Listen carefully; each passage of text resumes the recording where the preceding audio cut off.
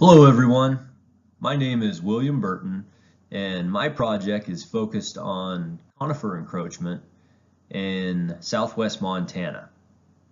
The prominent peak you see behind the town in these two photographs is Livingston Peak, and that is the little town of Livingston underneath it. And as you can tell, there's a pretty noticeable difference in the amount of conifers in these two pictures. One was taken in 1895 and the bottom picture was taken in 2005. And this project, it's focused on a disturbance, but it's kind of a slow motion disturbance. It's not like a bulldozer going through and changing something immediately or a big fire ripping through and burning. This is a disturbance that has been caused by a shift in management policy, and that shift is the exclusion of fire from places that it used to frequent. This is a map of Montana, and that red star is approximately the location of Livingston Peak. And just to the south of the red star is Yellowstone National Park. And the red star is also just a little bit east of Bozeman, Montana, if you're familiar with that. So my project objectives, I had two of them. One, I wanted to know proportionately how much of this habitat that used to be a sagebrush steppe habitat has been converted to Douglas fir dominated forest by excluding fire. The second part of the project is I wanted to know the difference between the historic sagebrush steppe surface fuel loading to the current surface fuel loading in the Douglas fir habitat. And then once we get all the correlations and ascertain the answers to those two questions, we can look at potential impacts for fire regime and other types of possibilities. Now, this is just a little bit of a history. It's starting in the early 1900s with fire suppression and pretty much putting out every fire that started had a lot of unintended consequences. And one of those unintended consequences was the proliferation of Douglas fir. And with that, we got a lot of Douglas fir. Yeah, that's great. But we lost a lot of species that were dependent on regular fire regimes that were much more frequent. And it's just it's kind of a sad story that we've seen all throughout the West. This is a good photo series showing how conifer encroachment can progress across a landscape. And I think it's important to remember that this does not happen in a geologic time scale. Conifer encroachment can happen in one's lifetime. I mean, even in my own lifetime, I've seen something similar to the first two pictures, where you have a kind of a vast prairie of sage and grass and forbs that starts to become inundated with trees here and there, and then before you know it, it's a solid monoculture choking out all of the forbs and grasses. Now, a little background on Douglas fir. This is a tree that I've really grown to dislike, and no offense to Douglas fir because it's an awesome tree and it's really fantastic in places like Oregon and Washington, and it's a great timber source, but in southwest Montana, it has become the bane of habitat. It really has. And the little diagram at the bottom of the screen kind of shows what happens when, left unchecked. Douglas fir can form this monocrop, similar to a farmer's field of corn or wheat. You just have so many plants that are so close together that the potential for disease to spread or parasites to move through, such as bark beetles or budworms, can have detrimental effects, and it can really wreak havoc with fire potential.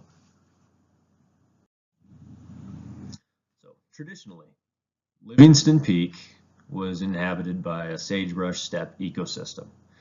And one thing that I found is really hard to find is a consistent fire regime for sagebrush steppes. And that's because there's no evidence. It all burns up. There's no tree rings or fire scars like you have in a lot of forests. And, it's really tricky. But most of the estimates that I found are ranging in the 40 to 60 year range for big sagebrush, which is what this area would have been. And one of the sad parts of Douglas fir invading, like what's happening on Livingston Peak, is it really reduces biodiversity. And this picture doesn't really do it justice. Some of the later pictures I took that you'll see later on really emphasize, what kind of ecological desert forms underneath these Doug fir monoscapes. And, like this picture here, this is something you would never see on a sage steppe habitat. And just the potential of having those monocultures that can be influenced by disease, or just even healthy green trees on a dry year with the right conditions can have a pretty profound crown fire. And that changes a lot of the system dynamics in that area, from the soil chemistries to hydrology, potential for weeds, you name it. That list goes on forever. So the methods for the project. So for the first part of the project, I wanted to know how much ground was lost to conifers and how much sagebrush habitat was lost. So I compared topographical maps, aerial photos, and those historical photos. And I layered them all together, and it was kind of a roughshod deal, but I think I got a pretty accurate answer in the end. It was just trying to basically figure out what was occupied and what was not occupied, and then making the differences. Now for the second part of the project, trying to figure out how much fuel was in the sagebrush steppe compared to the current Douglas fir forest, as you can see in the picture I took that's on the screen. I chose 5 random plots. Well, I guess I didn't choose them, they were random. But 2 of them I had to re-choose because there was too much snow still. And because of this, all 5 of the plots that were surveyed were on south and southwest aspects and slopes. And that's just because we've had a crazy water year this year. Lots of snow still. And so on each one of those 5 plots, I did 5 transects and line transects using the protocols established by Brown from his 1974 handbook. And in those transects, I measured duff, I measured all of the different fuel sizes, and tabulated those results.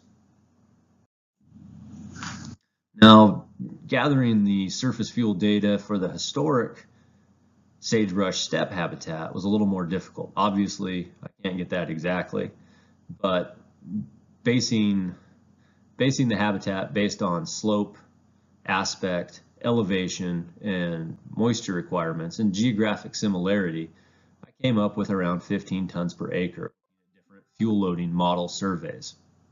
So that's the number that I stuck with for most of this project. This is the data I gathered in the forest. And, there's a lot of numbers on here, but it's something that I found kind of interesting. The first 4 plots, they all averaged pretty similar numbers. And plot 5 was an anomaly, and that was because plot 5 was on a leading edge. It was the periphery zone. It was still solid Doug fir, but it was a much younger age class. And I almost threw it out because it really skewed the results, but there is a lot of that periphery. That's what part of the forest is, so I left it in there because it's the real deal. And the takeaway message with this page is the bottom number. At 29.5 tons per acre of just surface fuels. That's, if you remember what we were talking about on the sagebrush on the last slide, that's almost double the amount of fuels just on the surface.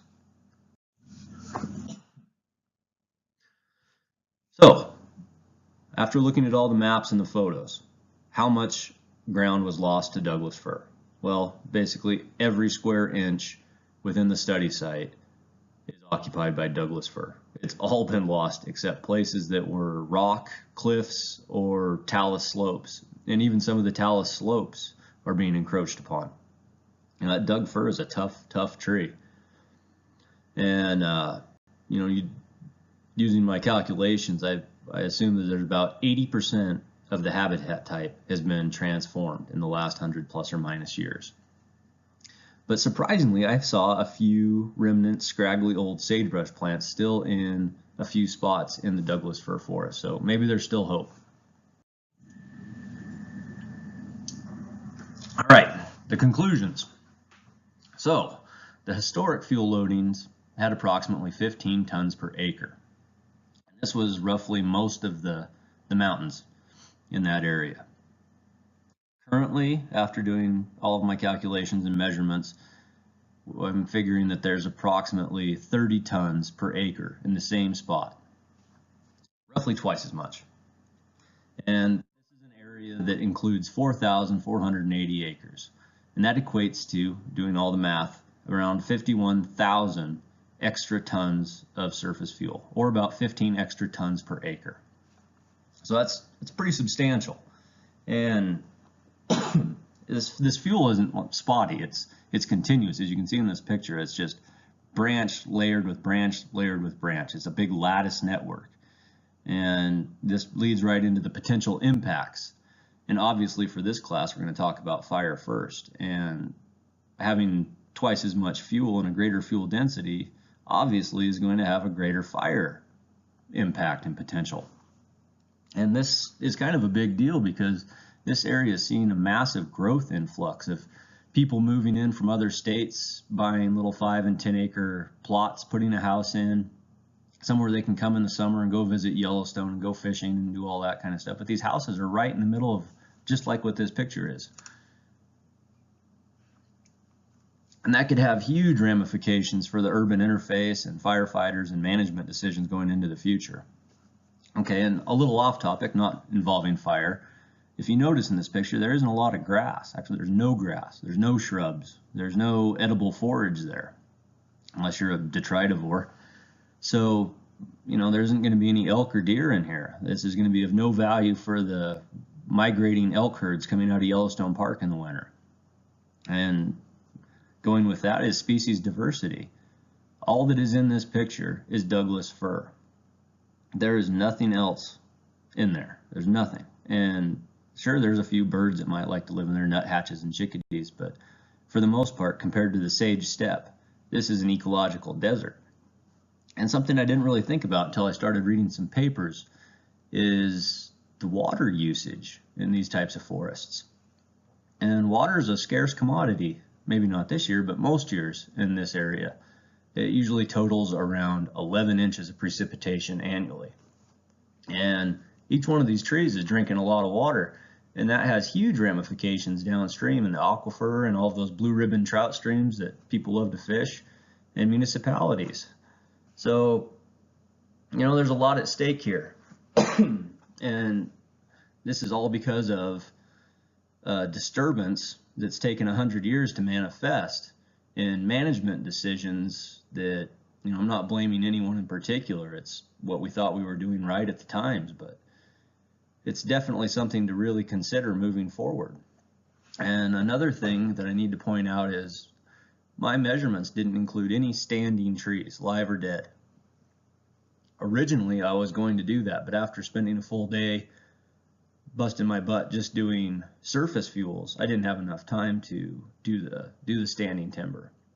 But if you include that as well, the fuel change on this site is incredible. And it's completely changed this ecosystem, probably for the foreseeable future. So thank you, and have a wonderful day.